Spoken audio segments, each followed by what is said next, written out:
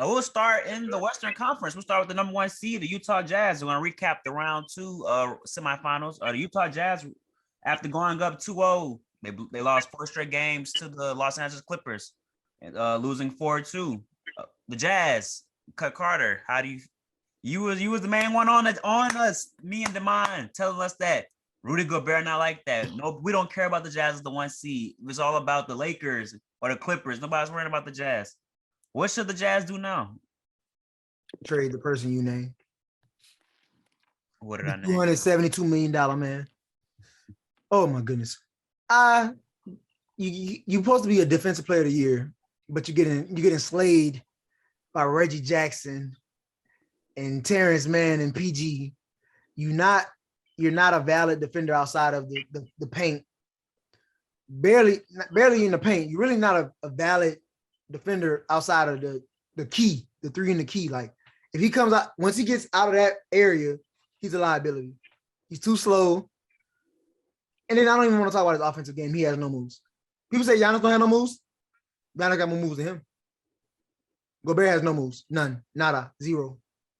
So when he's not good on defense, and he's also not that good on offense, what benefit does he have to your team? He's starting off hot. Just saying. And you got a team full of shooters, and he's not even getting the rebounds when your team keeps shooting. However, the Jazz were the number 1 3-point shooting team in the league this year. And just like most teams, they died with it.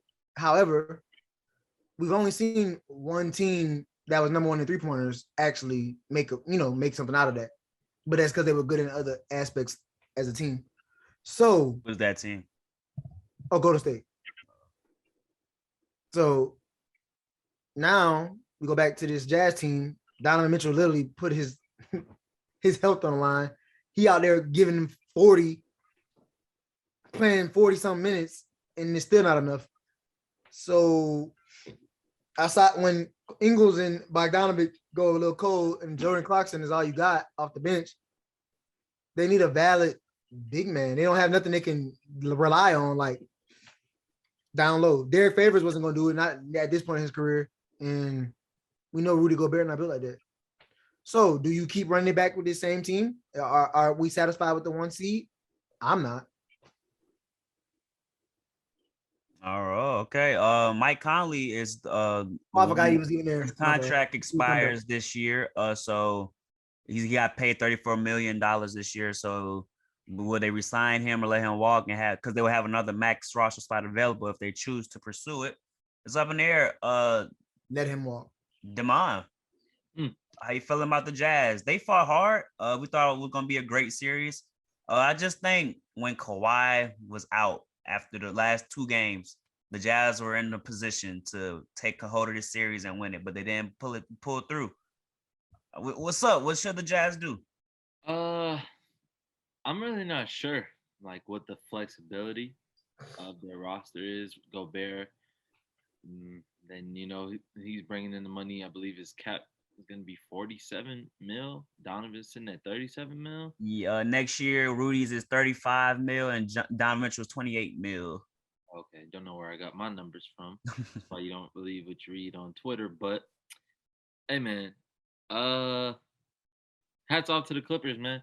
They took advantage of Gobert, and like they said in the post-game interview, their plan was to let Terrence Mann beat them, but he did. So I don't think something as simple as that, for a head coach of the year candidate, Quinn Snyder. I mean, you got to swallow the bullet and take the defensive player of the year off the floor and make that change. I think it's going to have to, for them, just continue to get better. I mean, nobody expected them to be this good this year. What more can they add? They're not a big market. They really don't have much to give up.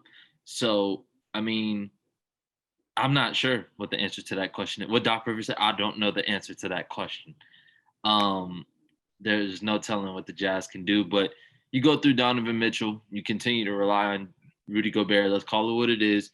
He's going to be a dominant defender no matter what. He's probably going to be an all-star in the big man category. And be in the running for his 4th Defensive Player of the Year. It is what it is. You can hate it. It don't really matter. So they're going to probably keep him and try to build upon that. And we'll see them continue to fail or get better, one of the two. But I don't think they'll stay where they are. I mean, I think they gotta before I give it to Mace, I think they gotta go pursue a wing defender and a wing player who can create their own shot. Like they need they need a 3-and-D, but also a 3-and-D and a shot creator. I think they was lacking this series because every time Donovan Mitchell or Jordan Clarkson drove, they kick it to the shooters, Ingles, Bogdanovich, Royce O'Neal. But then if they run them off the line, if your three is not falling, they weren't making the shots. They weren't making the play. So I think But a they're wing all defender. three. What? That's all. That's what all of those people you just named are though. They They're all not are shot three. creators. They're not. I said in a shot creator. Off the dribble, Bogey driving can and create pulling up. a shot. Well, Bogey there's can one create guy who does all of what you just described, and he's a free agent this year. Oh, He ain't gonna go there. He ain't gonna go. Kawhi. He ain't gonna go there though. Kawhi's out there. Kawhi's out there this year. He's by far. I mean, he's obviously the best player in free agency. But I agree with Derek and John. I mean, Derek and Demond. There's nothing wrong with the Jazz. They just underperformed. Quinn Snyder got out coached by Ty Lue. We need to be giving him a lot of credit. The Game 6 Terrence Mann situation, nobody could have predicted that. I don't hold that too much against Snyder and the Jazz. However, Game 7 in the third quarter, when they were up 20-something, and because Quinn Snyder would not, as Demond alluded to, pull Rudy Gobert off and bring in maybe a Joe Ingles to help with perimeter defense, it was just getting obliterated by corner threes the entire quarter, and Quinn Snyder never adjusted. That is why they lost. To not beat the Clippers team without their best player as the first seed is remarkably embarrassing. But the team, they just came off the first seed. They're a good team. They don't need much if they need anything. Stuff just happens, man. This has been the SHIT happen year of the NBA of the NBA playoffs, in my personal opinion. A lot of weird stuff is going on.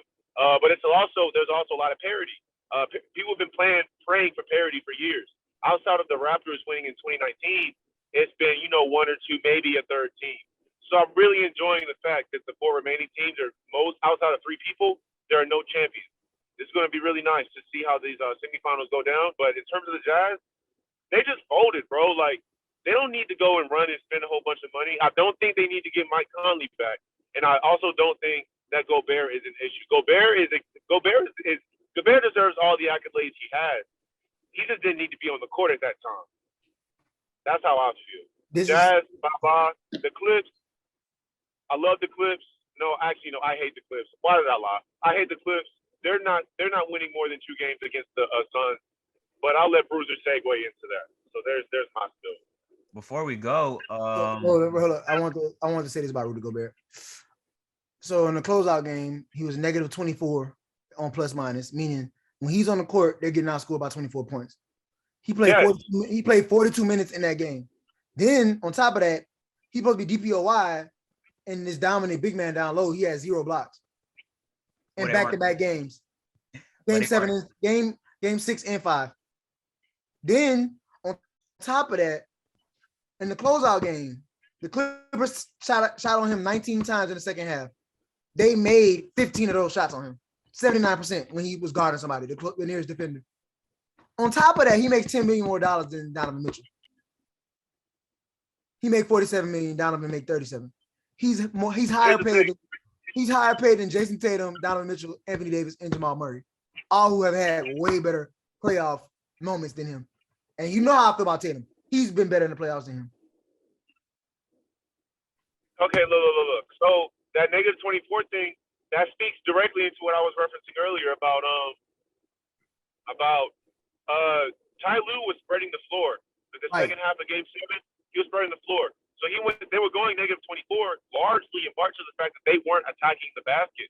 Right. Because of Rudy Gobert's presence. Now here's the thing. Yes, he's DPOY. But like at the end of the day though, this isn't Draymond Green, this isn't Tony Allen. He's not effective when he's not in the paint. But so they got outscored. They weren't scoring on Gobert.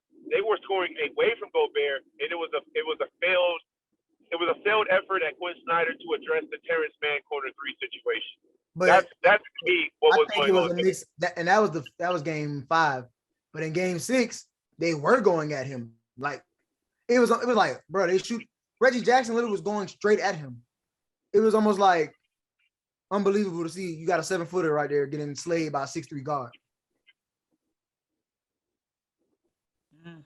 Gobert, hey, look, if we can, in terms of the money thing, bro, Dipperton making $35 million. It's a lot of weird contracts out there. It's almost as if you get an all-star and it's like you can get a max contract.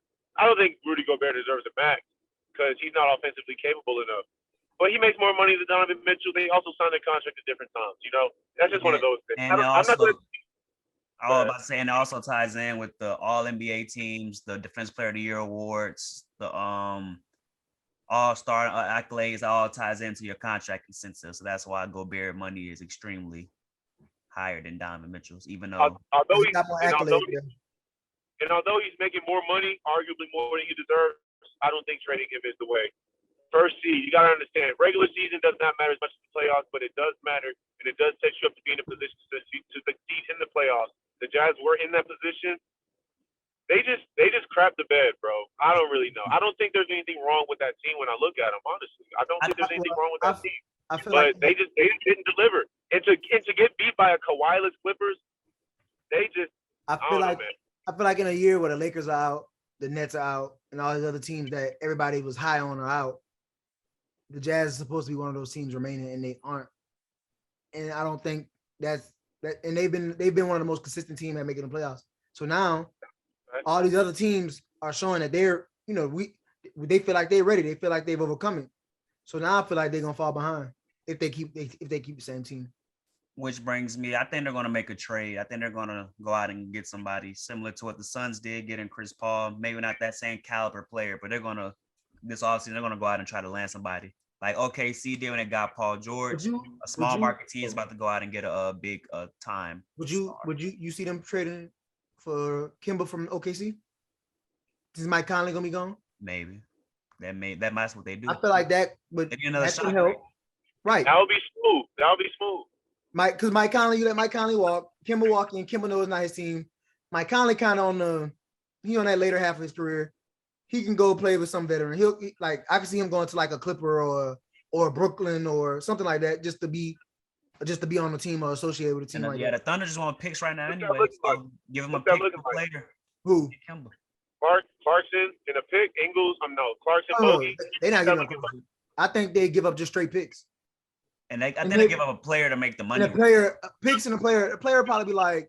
Because I think Kim make like 30 million or 28 million. Got to make the money work, depending on the cap. They're losing Conley. Yeah, you're right. Conley contract. They don't have to give up anybody. Right. You're right. But that's just the idea. It's just they need something else, and it's like I feel bad for Kimba, but Kimba is really on that point where it's like you're about to start getting treated like nobody wants you. You at that point in your career right now. You contract big, and OKC don't even want you. They just traded for you just because. So maybe Utah should make that call.